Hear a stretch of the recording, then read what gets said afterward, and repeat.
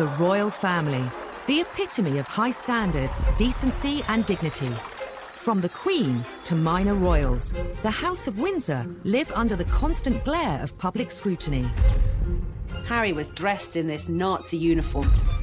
When that photograph was revealed and was published by the newspapers, all hell broke out. When they fall from grace, it's front-page news. The Prince of Wales was in fact in love with another woman. That exposed the whole fragile state of the marriage. Whether it's what they're saying... For Prince Philip to refer to them as having slitty eyes, I mean, that's completely unacceptable. How they're behaving. He had not enough to do. He was falling out of nightclubs, somewhat inebriated. Or who they fall in love with. He was divorced. She was a princess. The royal household were absolutely aghast. The media had an absolute field day when this relationship became public. This was a very racy royal girlfriend indeed. Royal scandals matter. The repercussions ripple through Britain. For the first time, you have a senior member of the royal family actually telling the world what is wrong with her marriage. Controversy can even cast questions over the crown itself. You think, well, why are we having a royal family if this is how they behave? Some royal scandals are beyond the palace's control, whether it's unwanted intruders. It was a huge scandal at the time, horrifying for a nation who expect their monarch to be better protected. Or troublesome in-laws. There will always be debacles with the Markles, and whenever they step into the light, they will cause another scandal. These are the stories that caused scandals at the palace, told by those that witnessed them. Well, the whole thing was embarrassing for the royal family. Not only did she wash her dirty linen in public, before it was washed, she held it up so everybody could see every little stain.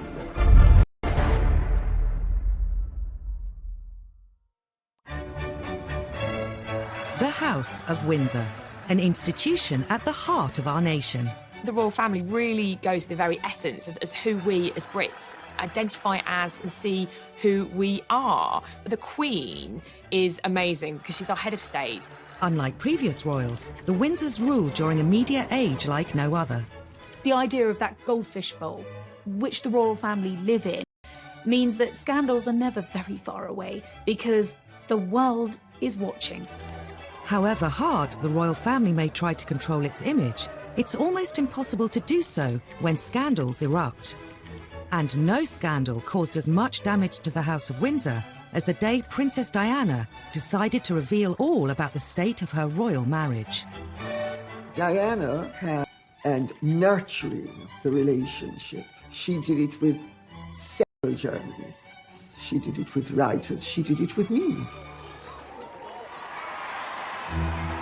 After their fairy tale wedding in 1981, Diana became the most scrutinised woman in the world.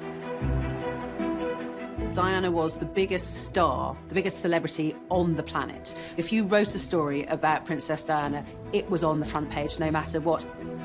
But not all the headlines were positive. Some press reports suggested that all was not well between her and Charles. Diana wanted to make sure the public heard her side of the story, even if it caused a huge scandal. In 1992, she dropped a bombshell that would rock the House of Windsor to its core. She secretly cooperated on a tell-all biography with journalist Andrew Morton. Princess Diana felt that she didn't have a voice. She was trapped inside the palace, and people didn't know her plight. She was approached by Andrew Morton through an intermediary called James Colthurst. He acted as a go-between. Andrew Morton gave him the questions. James put the questions to Diana, and she answered them in a tape recorder, and the tape was given to Andrew Morton. Colthurst made repeated clandestine visits to Kensington Palace and taped several conversations with Diana.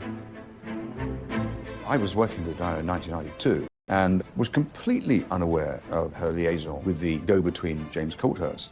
Had I been aware of it, or had I been advised about it, at that particular time, I would have probably encouraged her not to do it. Diana's butler, Paul Burrell, was one of her closest confidants. Even he was kept in the dark until shortly before the book's publication. I remember saying to her, "Do you think it's a good idea?" And she said, "Well, it's done now. It's too late." She didn't seem to care. This was her chance to tell the world exactly what she felt. During the conversations, Diana had revealed some of her most intimate secrets. Andrew Morton knew when published they would cause a sensation.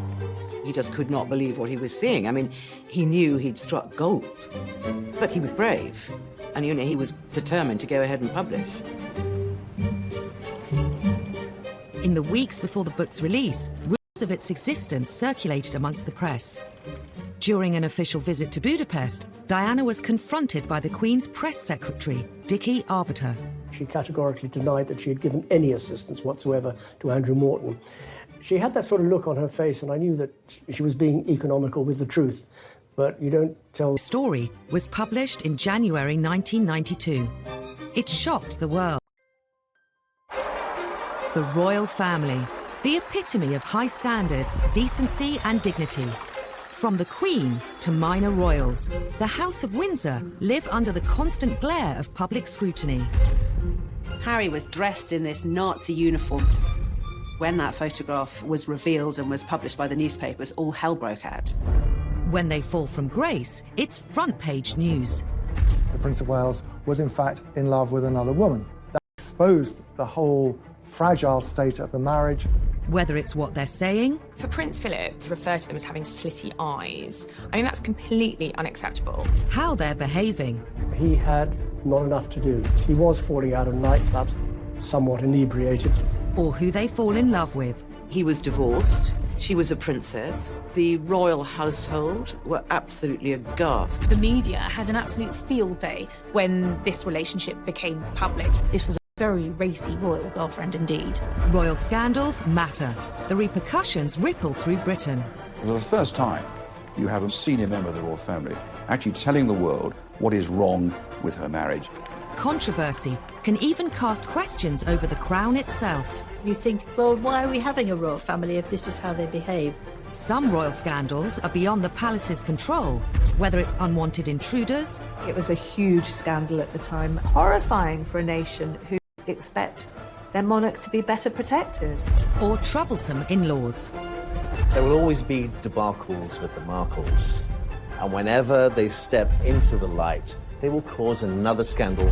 These are the stories that caused scandals at the palace, told by those that witnessed them. Well, the whole thing was embarrassing for the royal family. Not only did she wash her dirty linen in public, before it was washed, she held it up so everybody could see every little stain.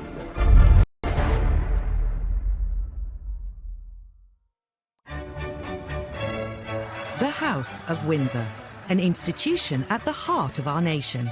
The royal family really goes to the very essence of as who we as Brits identify as and see who we are. The Queen is amazing because she's our head of state. Unlike previous royals, the Windsors ruled during a media age like no other. The idea of that goldfish bowl, which the royal family live in, means that scandals are never very far away because the world is watching. However hard the royal family may try to control its image, it's almost impossible to do so when scandals erupt. And no scandal caused as much damage to the House of Windsor as the day Princess Diana decided to reveal all about the state of her royal marriage. Diana had, and nurturing the relationship. She did it with several journalists. She did it with writers. She did it with me. After their fairy tale wedding in 1981, Diana became the most scrutinized woman in the world. Diana was the biggest star, the biggest celebrity on the planet. If you wrote a story about Princess Diana, it was on the front page, no matter what. But not all the headlines were positive. Some press reports suggested that all was not well between her and Charles. Diana wanted to make sure the public heard her side of the story, even if it caused a huge scandal. In 1992, she dropped a bombshell that would rock the House of Windsor to its core. She secretly cooperated on a tell-all biography with journalist Andrew Morton. Princess Diana felt that she didn't have a voice. She was trapped inside the palace, and people didn't know her plight. She was approached by Andrew Morton through an intermediary called James Colthurst. He acted as a go-between. Andrew Morton gave him the questions. James put the questions to Diana, and she answered them in a tape recorder, and the tape was given to Andrew Morton. Colthurst made repeated clandestine visits to Kensington Palace and taped several conversations with Diana. I was working with Diana in 1992 and was completely unaware of her liaison with the go-between James Colthurst. Had I been aware of it, or had I been advised of it at that particular time, I would have probably encouraged her not to do it. Diana's butler, Paul Burrell, was one of her closest confidants. Even he was kept in the dark until shortly before the book's publication. I remember saying to her, "Do you think it's a good idea?" And she said, "Well, it's done now. It's too late." She didn't seem to care. This was her chance to tell the world exactly what she felt. During the conversations, Diana had revealed some of her most intimate secrets. Andrew Morton knew when published they would cause a sensation. He just could not believe what he was seeing. I mean, he knew he'd struck gold, but he was brave, and he was determined to go ahead and publish. In the weeks before the book's release, rumours of its existence circulated amongst the press. During an official visit to Budapest, Diana was confronted by the Queen's press secretary, Dickie Arbiter. She categorically denied that she had given any assistance whatsoever to Andrew Morton. She had that sort of look on her face, and I knew that she was being economical with the truth. But you don't tell... The story was published in January 1992. It shocked the world, though many greeted its claims with disbelief. The motivation was to tell the truth. For once, forget the propaganda, tell the truth about what's really going on, because we do face a crisis in the House of Windsor. It's obvious to everyone. And make you a rich man. Well, if that's a corollary, then so be it. The book alleged Diana had been driven to bulimia, severe depression and self-harm. It was headline news in every newspaper, every TV channel. The fact that Diana released such personal details about her life, it was just one thing after another, what she thought of the royal family, how they treated her. It was one of the biggest scandals ever. We knew that they weren't happy, but we thought they were managing that unhappiness. Morton's book showed that they in fact led very separate lives, and that as far as Princess Diana was concerned, her husband, the Prince of Wales, was in fact in love with another woman, Camilla Parker Bowles. Royal author Lady Colin Campbell knew Princess Diana well and has also written a biography of her. The whole thing was embarrassing for the royal family. Not only did she wash her dirty linen in public, before it was washed, she held it up so everybody could see every little stain. The most shocking claim in Andrew Morton's book was that Diana threw herself down the stairs while 4 months pregnant because she was so unhappy. While many poured scorn on the claim, Paul Burrell says he remembers the incident well. I was actually at Sandringham when I heard this enormous clatter on the wooden staircase to find the princess halfway down it, faking a tumble while she was carrying Prince William. There's no way on this planet that she would put at harm her unborn baby, but she wanted attention. I think the Andrew Morton book was a cry for help. Diana and Charles's marriage was under the spotlight like never before. So too his relationship with Camilla Parker Bowles. After Diana and Charles's separation, he decided it was his turn to bear all to the media. In an ITV documentary, he admitted he'd been unfaithful during the marriage, but only after it had irretrievably broken down. Now that Charles's affair with Camilla was public knowledge, Diana was determined to use the media to hit back again, with the biggest royal interview of all time. The princess always thought that revenge was a dish best served cold. Undeterred by the scandal that would inevitably ensue, once again Diana secretly collaborated with a journalist to broadcast her side of the story. During the summer of 1995, she'd been introduced to a young man working for Panorama called Martin Bashir, and heads of the palace. Diana and Martin Bashir would go on to hold a series of secret meetings. I used to go to White City and bring him back in my car in the boot so that nobody would see him. Martin Bashir would relish the prospect to being brought into Kensington Palace in the boot, mysteriously, secretly. Diana eventually agreed to Martin Bashir's request to film an interview. But fearful Buckingham Palace would find out, she kept it a secret, even from her press secretary, Geoffrey Crawford. At the time, for her press secretary and for the Queen not to know that this explosive interview was being planned and then filmed and then broadcast without knowledge was an extraordinary breach of protocol. Paul Burrell had helped arrange Diana's meetings with Bashir, but she was obsessed with secrecy. It was a Sunday afternoon. The princess said, "You haven't seen your family this week. Why don't you go home and see your wife and children?"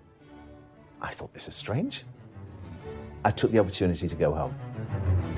The coast was now clear.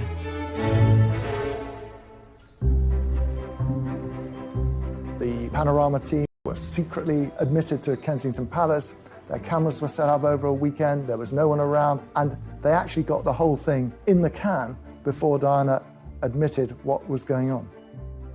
Monday morning, I arrived back at the palace to notice all the furniture had been moved in the Prince of Wales' study. And I said to the princess, "Why have these chairs been moved in different directions?" I had a dance class yesterday afternoon. Later that evening, she confided in me that Martin Bashir and the camera crew had been into the palace to film the interview. "Oh my goodness," I said, "you didn't say anything you shouldn't say, did you?" She said, "Well, I did say a few things." Would you say that you were happily married? Very much so. But the pressure on us both as a couple with the media was phenomenal. I think the thing people remember most is her description of her marriage and the fact that there was a third party in their marriage, namely Camilla Parker Bowles, whom she made clear had been having an affair with the Prince of Wales, her husband. The princess came across as doe-eyed, vulnerable, hurt, wounded. She knew exactly what she was doing, even down to her makeup and the way she was dressed. The way she presented herself on that Panorama interview was key to winning over the hearts of the nation. It got more than 22 million viewers. You can also see why the royal household was so totally devastated by it, and they didn't even know it was happening when it was being planned. With Army officer James Hewitt. Yes, I adored him. Yes, I was in love with him. She just needed somebody to love her. Diana would make one more shocking comment about Charles's future role as king. Being Prince of Wales produces more freedom now, and being king would be a little bit more suffocating. And because I know the character, I would think that the top job, as I call it, would bring enormous limitations to him. And I don't know whether he could adapt to that. Some think Diana was driven by an ulterior motive. The thing that people objected to, not only in the royal family, but in establishment circles, was how she had tried to deprive Charles of his rights to the throne. Her agenda was, if the Queen dies and Charles is out of the line of succession, William becomes king and she can work herself into the position of being regent. I mean, the whole thing was madness. Diana's interview made headlines the world over. The House of Windsor was under scrutiny like never before. So for the first time, it's in modern royal history, you have a senior member of the royal family actually telling the world what is wrong with her marriage, what is wrong with her husband, why I'm so unhappy in this, why it's about time that I left the royal family. That was the story. It was a story that nobody really expected would happen, but it did. A scandal could bring down the monarchy. Diana almost did. She wouldn't have been proud of that. But I think the royal family are only there for as long as people want them to be there. Diana's revelations were a watershed for the House of Windsor. However, she wasn't the only royal to court publicity and cause scandal. The Queen Mother in particular was incensed. In one fell swoop, Edward had managed to set them up to be complete laughingstocks.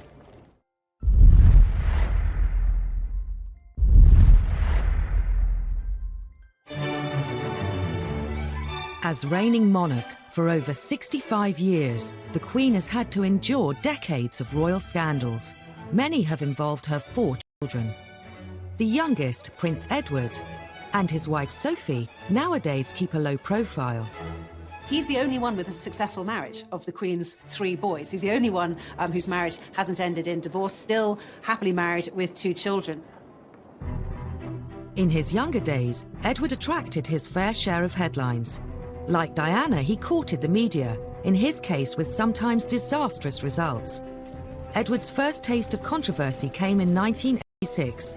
After graduating from Cambridge University, he followed his father theatre, but Edward decided to go into the Marines, which was a surprise for some people because he didn't appear to be cut out for it. This was a classic example where someone should have taken Edward on one side and said, this might not be your cup of tea. Just 4 months into his training at Sandhurst, Edward dropped a bombshell. Ingrid Seward was writing a biography of him at the time.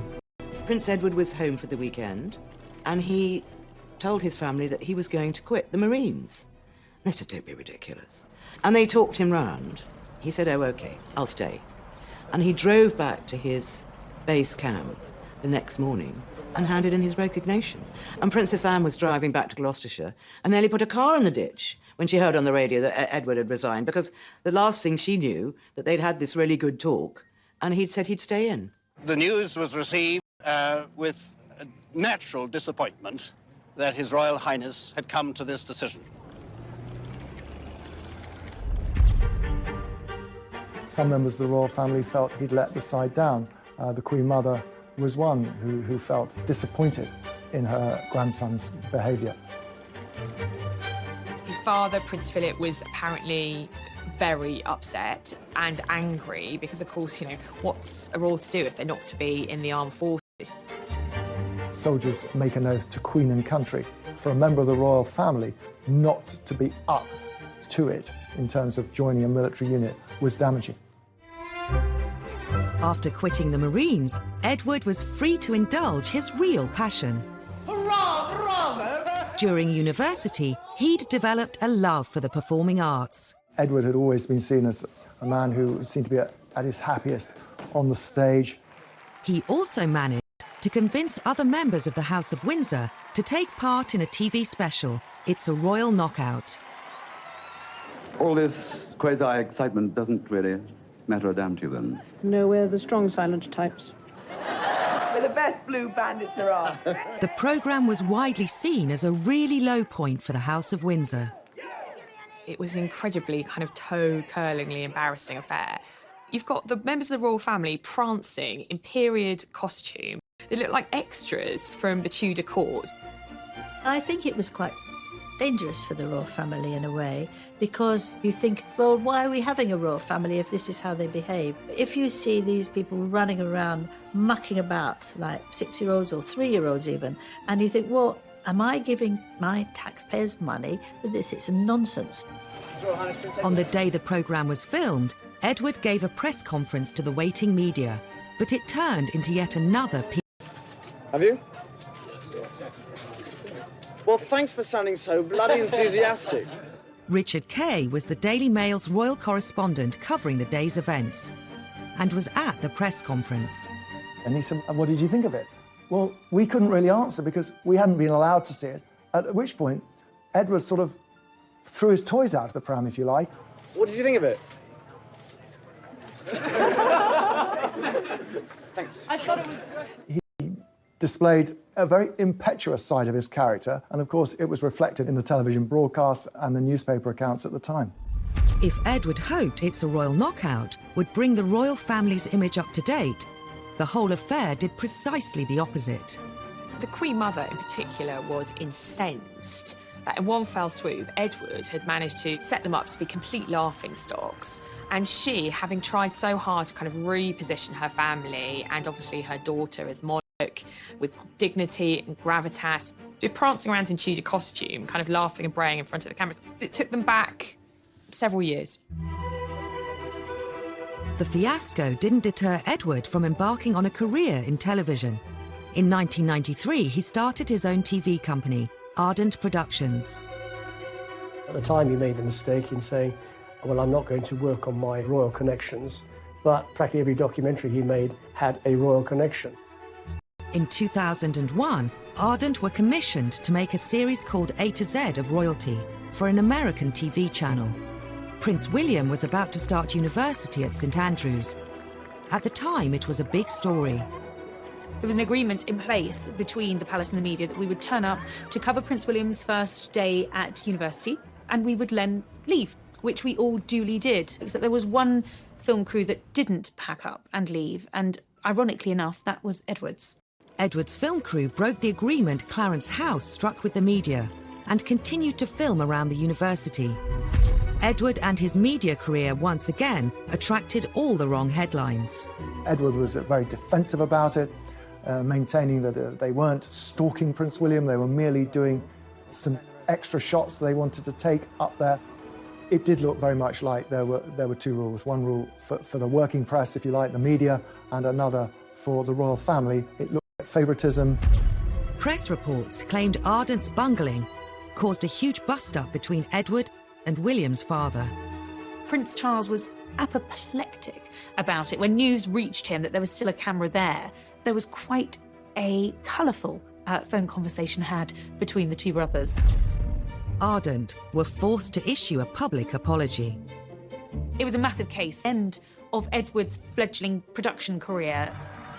Edward's television career was subject to press ridicule from the beginning. It was symbolic of the media's changing relationship with the royals. In the years immediately after the war, the British media showed far more deference to the monarchy. But in the 1950s, that began to change. The threat of scandal forced Princess Margaret to abandon her plans to marry. Her suitor, a member of the royal staff, named Peter Townsend. Peter Townsend was a war hero, a fighter pilot, very glamorous. But Peter Townsend had been married before, and in those days that created a huge scandal. The obstacles were enormous. He was divorced, she was a princess, the royal household were absolutely aghast. It was seen as a scandal because you can't do that as a royal. You can't get involved with somebody who is divorced. It's not done. Sir Alan Lascelles, who was the private secretary to the Queen, when Townsend went to tell him of the news that they intended to marry, Lascelles said, "You must be either mad or bad or both." The Royal Marriages Act meant Margaret needed her sister the Queen to agree to the marriage. But her role as head of the church placed Elizabeth in a compromising situation. The Queen was head of the Church of England, therefore could not condone the remarriage of divorced people in church. So for Princess Margaret, that was going to be tricky. Divorce was a dirty word. It was a dirty word in terms of the church. It was a dirty word in terms of government. In those days, the church did not recognise divorce. They knew it was happening, but they didn't recognise it. They didn't like it. As the church and the powers in the government pressed the Queen to oppose the marriage, the romance was about to become public knowledge. An eagle-eyed reporter saw Margaret brush a bit of fluff off Group Captain Peter Townsend's RAF tunic, and royals don't brush fluff off the hired help's tunic, and they thought, aha, there's something here. It was out in the open, they couldn't disguise it. That gesture of the bit of fluff went right round the world and was, in fact, a major story which led unquestionably to a crisis. This was a public display of affection which was very unwise. The press latched onto this enticing story. It offered romance, drama, and real danger for the House of Windsor. The country was hooked. Margaret was really the first celebrity royal. People were fascinated in her life, and she was dating someone who was quite a controversial character, and this was quite a racy royal romance, so it made the headlines. Unfortunately, the fact that he had been divorced was a big issue, and whereas a lot of people were privately sympathetic to Princess Margaret, there was still this huge issue hanging over it. The romance was doomed. Margaret was presented with a choice. If she married Townsend, she would have to give up her title as princess. She chose her duty to the crown. She issued a rare statement in which she said that she had decided not to marry Peter Townsend. She recognised that being Princess Margaret and given her place in line to the British throne, that actually it was a case of duty before self, and that was what she decided to do. It was the first of the post-war scandals to hit the royal family. It was a tragedy in many ways that Margaret hadn't been able to marry him. He was her first love, the big love of her life. The Queen's intervention quelled the growing controversy around Princess Margaret's love affair. But the damage to royal reputations was done, and the floodgates had been opened. The age of deference was over. The royal family was now fair game. Half a century later, tales of a tearaway prince would create more shocking headlines in the tabloid press. Prince Harry did have a very troubled adolescence. He missed his mother a lot.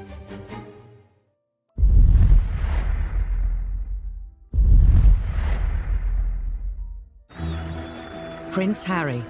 He served Queen and country. He campaigns for all kinds of worthwhile causes. And he's one half of a real-life royal fairy tale.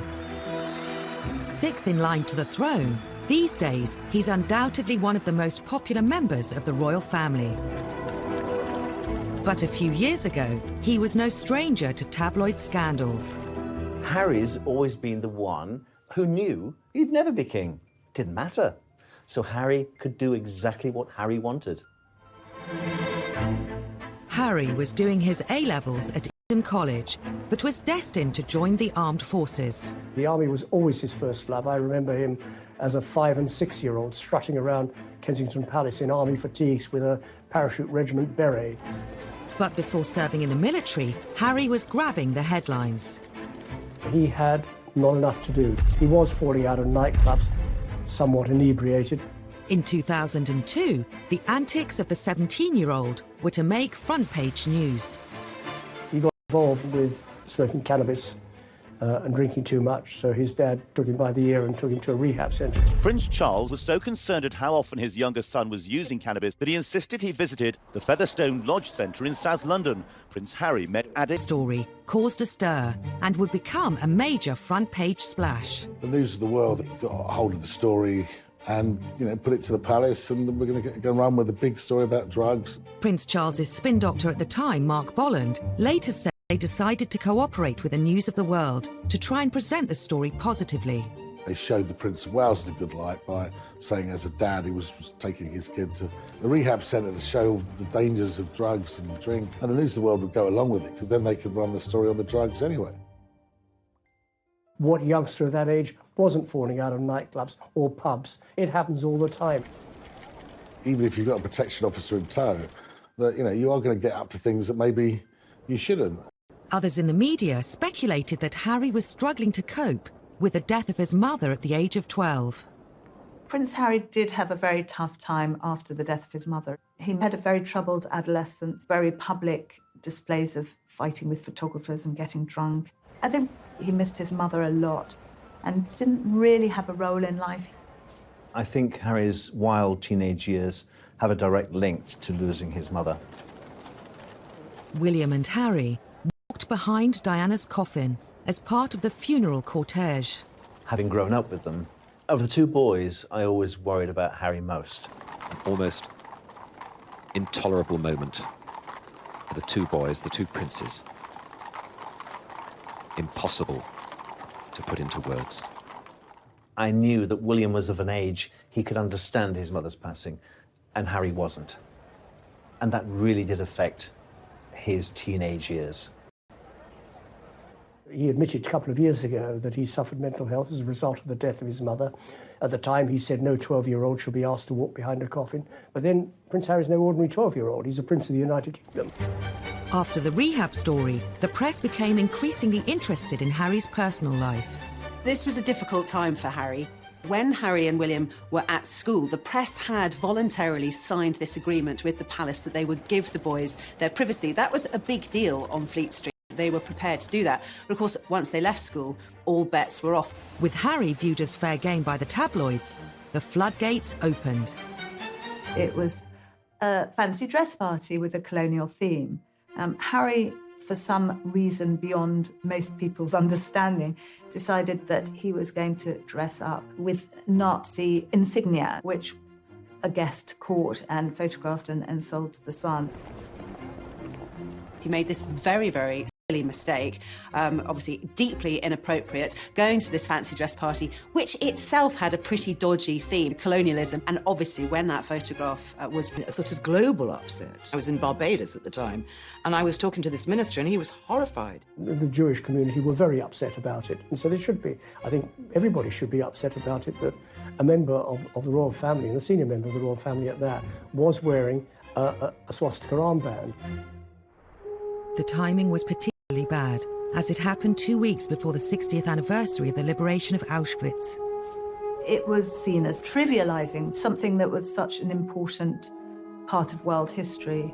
It was a huge scandal for the royal family. It was such an insult to so many people. But obviously Harry hadn't thought about it, and obviously William hadn't thought about it either, or else he would have said, hey, that's a really silly idea. To make matters worse, the press brought up old stories about the Nazi connections of Edward VIII, the Queen's uncle. I think Prince Harry, inadvertently, by effectively a schoolboy prank, brought a lot of those feelings back to the fore.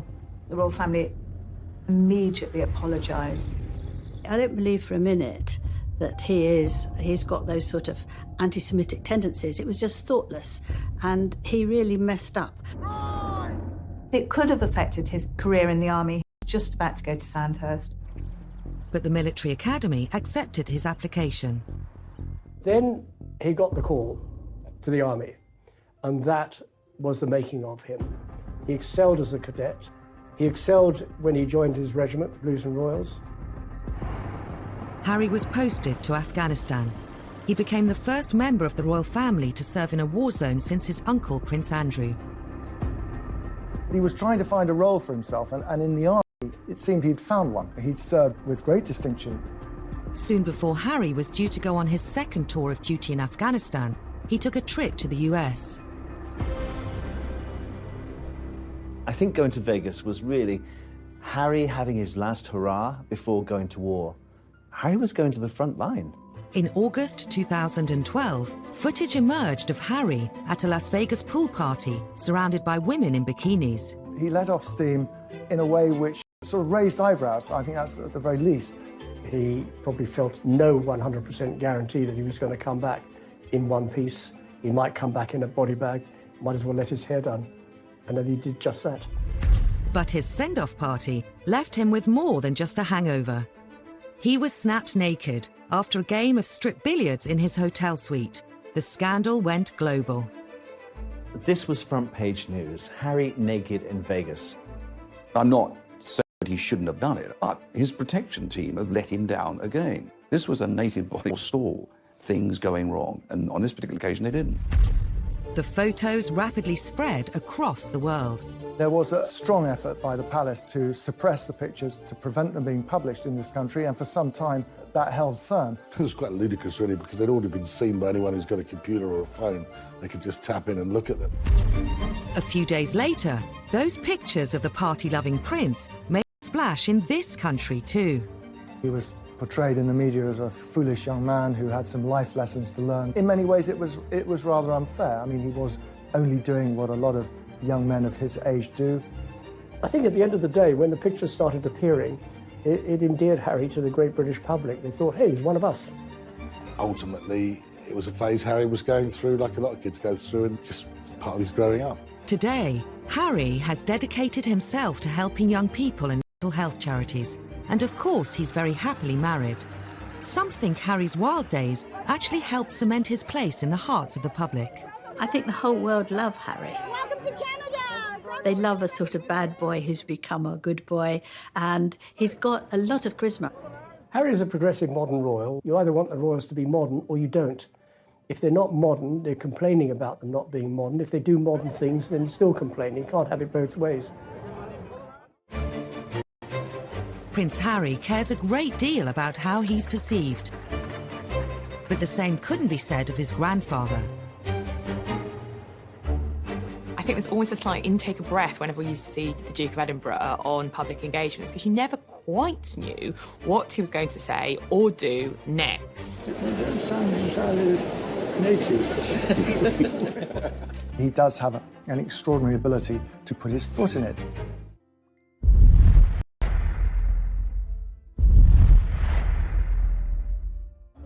Before retiring from public engagements well into his 90s, Prince Philip did a remarkable job, accompanying the Queen on royal visits throughout the UK and all over the globe. You've not seen the world's most experienced pluck on there. He's also known for his blunt sense of humour. Philip would rather be known for his one-liners than for his gaffes, of course. But nevertheless, that's how many of these jokes, if that's what they are, have been interpreted by the media over the years. I mean, he does have an extraordinary ability to apparently put his foot in it. Historically, whether he's giving a speech to dignitaries, greeting world leaders, or being given a tour of a hospital, Prince Philip has been known to offend his hosts.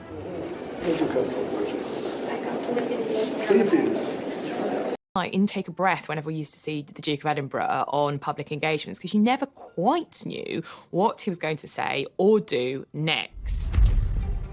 And that's led to a string of scandals and a huge array of headlines. The Duke of Edinburgh definitely has a reputation for being gaffe-prone. Some of them are funny. Thank you very much indeed for your kind welcome and for the very nice things you said about me, and also for this excellent dinner. I can tell you that I'm prepared to grace almost anything for a meal like that. Some of them are very non-PC. Prince Philip today unveiled an award, but also at one point observed that a somewhat dilapidated fuse box looked as though it was put in by an Indian. And some of them are downright offensive. You don't sound entirely native. I just don't think he can help himself. He just says what he thinks. And I suppose in the 1920s and 1930s you could get away with that. Prince Philip is a law unto himself. I think it would take a very, very brave person to say, sir, by the way, can you just tone it down a bit? No one tells Prince Philip what to do, first and foremost. He is his own man. He says what he thinks and what he feels. At the centre of a storm, the Duke visiting Ely Cathedral today, saying nothing more about handguns. On his behalf, though, a lengthy apology from Buckingham Palace after he questioned the wisdom of new restrictions. He is trying to say the right thing, and sometimes it doesn't come out quite right. He's always taken the view that his role is an icebreaker. The Queen is actually remarkably shy. In 2013, Philip met Nobel Prize-winning education campaigner Malala Yousafzai. One thing about children going to school. They go to school because their parents don't want them in the house. Instead of putting people at ease, sometimes he puts them in the spotlight. In 2010, Navy Sea Cadet Elizabeth Rendell made national news when the Duke asked her if she worked in a strip club. He was with people in uniform. He's always much more comfortable with naval and army types, and he obviously felt secure in their surrounding that he could crack a joke. While people in the UK are used to his old-fashioned sense of humour, on the international stage, the Duke has sometimes threatened diplomatic relations with foreign countries. I don't think he means any genuine offence when he makes these one-liners, but unfortunately, he has offended nations and peoples around the world. In 2009, the Duke committed one of his most high-profile blunders when meeting Barack and Michelle Obama. Meetings with the Chinese, the Russians, David Cameron. Can you tell the difference between I think Prince Philip asking whether you could tell the difference between Chinese, have a preponderance of saying something rude about the Chinese. In 1986, while on a state visit to China, Philip made arguably his most infamous and catastrophic blunder of all. They were behind the red flag of China for the very first time, a huge visit because of all the trade potential. And it went terribly well, up and until Philip's comment. He described Beijing as ghastly and then made further offensive comments about the Chinese people. I was there when he said to a group of students, if you stay here any longer, you'll get slit eyes. The students themselves weren't offended. However, the hosts were, and there was an enormous diplomatic mission undertaken to smooth things over. Of course, on the surface, everyone said they weren't offended at all, but we were always told that behind the scenes, things were very fraught. I don't think the Queen was overly impressed with that one. The Duke's gaffes may cause tension, but the press have always lapped them up. Some who know the royals feel Philip is treated unfairly. Prince Philip He likes to relate to people on a human level. He tells jokes that are funny.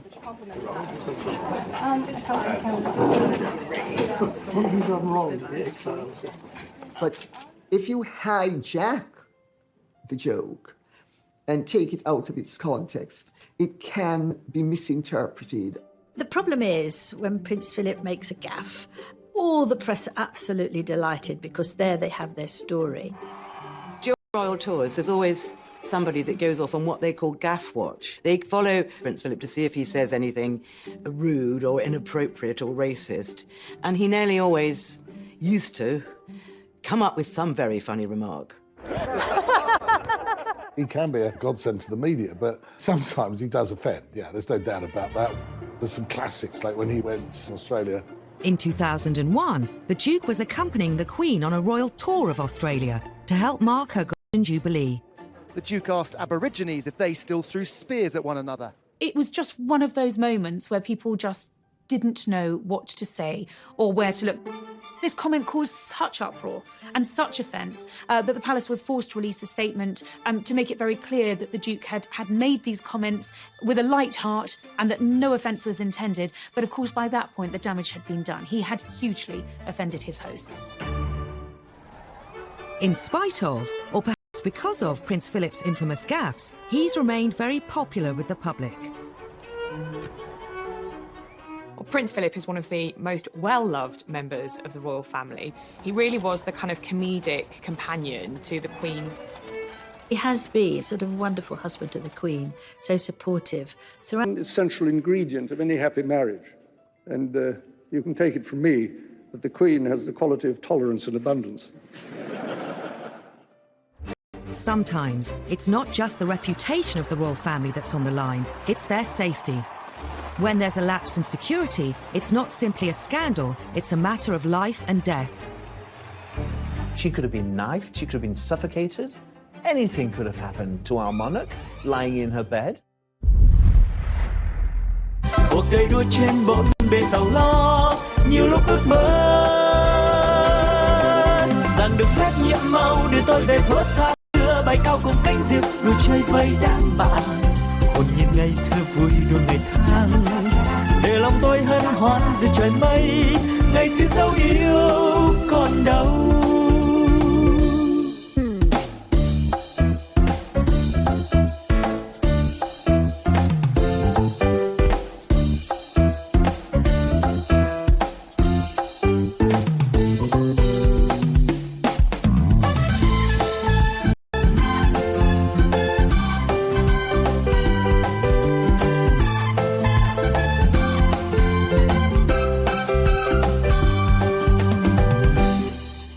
Ngày xưa tôi thả những cánh diều dây lướt trên bầu trời phiêu du.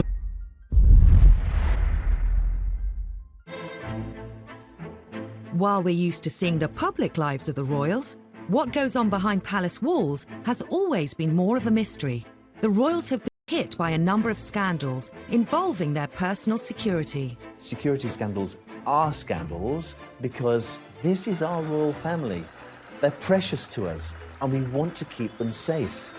Well, if we can't keep some of the most important people in the country, the Prime Minister, members of the royal family, alive, then what hope do we have for the rest of, hoi polloi? As stories have emerged of royal security lapses, they've given us a glimpse into the private lives of our royal family. In the early 1980s, an intruder at Buckingham Palace got dangerously close to the Queen. I think in this day and age especially, the security of the Queen is of the utmost importance, and we have to ensure that we do have the best security in place and protection for her. You would think that Buckingham Palace is one of the most secure properties in the land. You're wrong. 7 a.m. on a hot July morning in 1982. 33-year-old unemployed decorator Michael Fagan was suffering from severe depression after the breakup of his marriage. He found himself outside Buckingham Palace and spotted an open window. Back in the day, the security was there, but not enough. Fagan scaled the floor. He began wandering the corridors of the palace. Within minutes, he reached the wing housing the royal apartments, including the Queen's bedroom. He had managed to completely evade royal protection and security and get straight to the Queen. On his way in, Fagan had set off an alarm sensor, but thinking the alarm was faulty, the police silenced it. To make matters worse, the armed police officer, who should have been outside the royal bedroom, was away from his post. Fagan walked straight into the Queen's bedroom, where she was fast asleep. He could easily have killed the Queen in her bed, and that would have been it. He sat on her bed, and apparently she kept him calm by having a nice chat. Minutes later, palace police bundled him out of the room. Her Majesty told me the story personally. I said, well, that's extraordinary. She's plus, he was gripping a broken ashtray and he was bleeding on my counterpane. All she was worried about was the bloodstain on her bedclothes. She wasn't worried about her safety at all. Anything could have happened to our monarch lying in her bed. She could have been knifed, she could have been suffocated. It was a huge scandal at the time, horrifying for a nation who expect their monarch to be better protected. The embarrassment and the scandal reverberated through the corridors of Buckingham Palace, down the Mall into Westminster. It was such a national scandal that the Home Secretary offered his resignation. The Queen said no, but he obviously felt embarrassed enough to offer it, and I think that was right. Michael Fagan wasn't charged, but did spend the next 6 months in a psychiatric hospital. The scandal meant that royal security was doubled and Her Majesty could sleep safely in her bed. The Queen had a close escape, but 2 decades later, the royals were hit by yet another security scandal at Prince William's 21st birthday party. It seemed lessons hadn't been learned.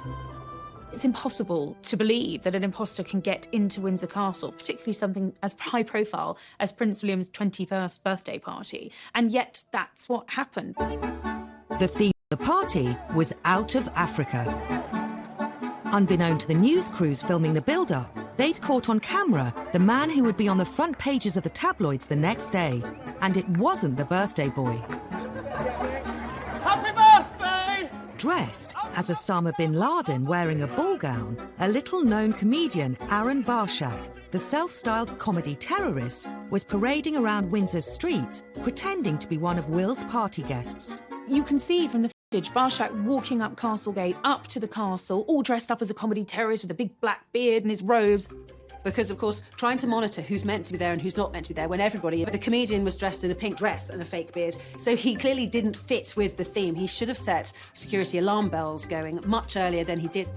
But in fact, he was able to slip in undetected.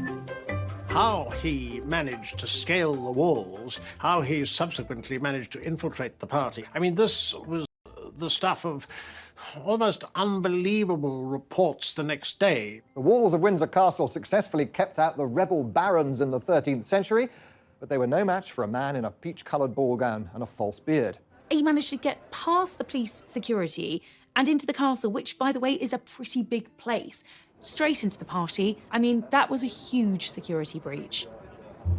Barshak climbed onto the stage, where Prince William was making a speech. He kissed him on the cheek before eventually being detained. He certainly shouldn't have been allowed to get anywhere near, let alone kissing distance, of William. The fact that he got on stage, no one realised anything was wrong until Prince William looked at him and said, "Who the hell are you?"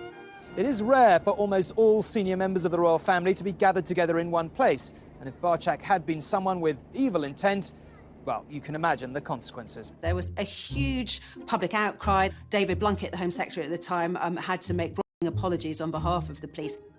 Security breaches don't get any bigger than that. It was a huge royal scandal, and suddenly all of the attention was off the birthday boy and on what was essentially a massive security threat. David Blunkett did also, interestingly, put the boot into the royal family. He clearly wasn't prepared to take the full blame on behalf of the police and said that the royal family had specifically asked for lighter touch policing on that night. Every senior member of the royal family was in attendance. Had that been a real-life terrorist, we'd be talking about a very different story today. Could the lax security around the royals have prompted the idea behind the next breach? Less than 6 months later, an undercover reporter infiltrated the royal household and got a job as a footman. The reporter faked a CV, bogus references, and somehow managed to elude royal security and all of the checks that surely go with applying for a job in the household. The Daily Mirror even managed to take this grainy photograph of their fake footman, Ryan Parry, standing on the balcony of Buckingham Palace. The Mirror journalist described how his uniform guaranteed virtually unlimited access to every part of the palace. For the Daily Mirror, this was a massive coup, revealing the most astonishing details about the domestic lives of the royal family. The fake footman had access to Queen and Prince Philip their breakfast. He revealed these fascinating details of breakfast with the royals, the Queen feeding her corgis marmalade and toast underneath the table. They all thought Queen would be eating off gold plate, and the idea that her muesli is brought to her in Tupperware boxes sort of really appealed to people.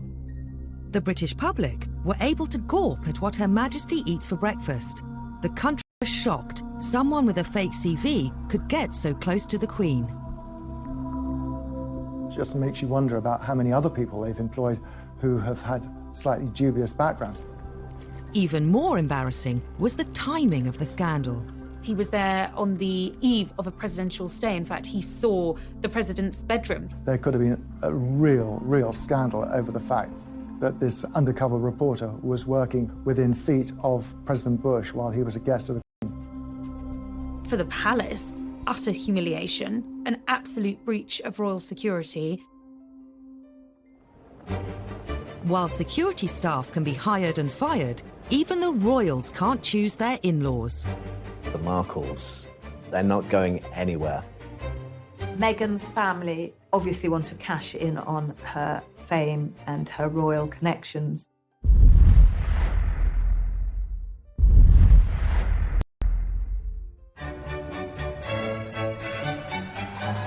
May 2018, Prince Harry married Meghan Markle in a fairy tale wedding, watched by the world. I think the wedding of Prince Harry and Meghan Markle really captured most people's imagination, and it was like a film set. I think it was very Hollywood, really, more than royal in a way. The whole country was excited at the prospect of having an American in the royal family. The royal wedding itself was like a giant street party. Everybody loved it. For the Windsors, a royal wedding means welcoming a new set of in-laws into the family. The royals have had a brilliant way at dealing with the in-laws. We always used to call them the outlaws because they were not hugely welcomed in. But that has changed in recent years. The royals are now much more welcoming to those whose families, of those who marry into them. But new in-laws can bring their own potential for scandal beyond the control of the palace press machine. Since Meghan's engagement, her family have been a gift for the scandal-hungry tabloid press. One thing you have to understand about the Markle family is it's a rather dysfunctional family, especially from where we're sitting here. The run-up to the royal wedding was a very, very difficult time, I think, for Meghan and for Harry, and what should have been the happiest day of their lives was overshadowed by a very unhappy build-up to the wedding. Meghan's half-sister Samantha, having previously labelled Meghan a social climber, she revealed she was writing a book called The Diary of Princess Pushy's Sister. Meghan and her half-sister Samantha have never been close. It is abundantly clear that Samantha Markle is deeply jealous of her. She's also been outspoken on Twitter, in one outburst branding Meghan the Duchess of Nonsense. The Markles have caused a huge amount of problems. Samantha is off the rails as far as the things that she says. In the weeks before the wedding, the scandals kept coming. Many of the Markles have been keen to cash in on their fame through their new royal connection. And no one is doing that better than Tyler Dooley, her nephew, who is growing cannabis quite legally. He decided that he was going to launch a brand of cannabis called Markle's Sparkle. You can't control the families they marry into, particularly if the families they're marrying into are on the other side of the world, in the United States. They are citizens of another country. They do things in a different way. Some royal observers think the problems with Meghan's family became even worse after Harry appeared on Radio 4's Today programme. Were there family traditions you had to explain to her? Oh, plenty. I think that's probably. I think we've got one of the biggest families that I know of, and every family is complex as well. So, no, look, She's done an absolutely amazing job, just getting in there, and it's the family that I suppose she's never had. Harry's comment about Meghan's family sparked a very public war of words with the Markles. It was a crass remark, I think, by Harry. I think he immediately regretted it because it exploded into the social media, Twitter sphere, if you like. Samantha Markle is very handy on social media, and she responded pretty much immediately, saying, well, wait a minute, there is a family here. We were all there when Meghan was growing up, and the palace should have intervened quickly to nip it in the bud. A simple invitation to the wedding would have solved it. But wedding invitations weren't forthcoming. I think Samantha Markle, along with the rest of the Markle family, have been hurt by being ostracised. I think by being pushed to the margins and left out. The biggest street party in our country last year really, really hurt them. Then, Meghan's half-brother Thomas Jr. decided to have his say in the press. He decided in his wisdom that he was going to write an open letter to Prince Harry, suggesting that he called off the wedding and saying, it's not too late, mate, to get out of it, and my half-sister is shallow and jaded and conceited. Really wants to protect her from her family, as far as I can see.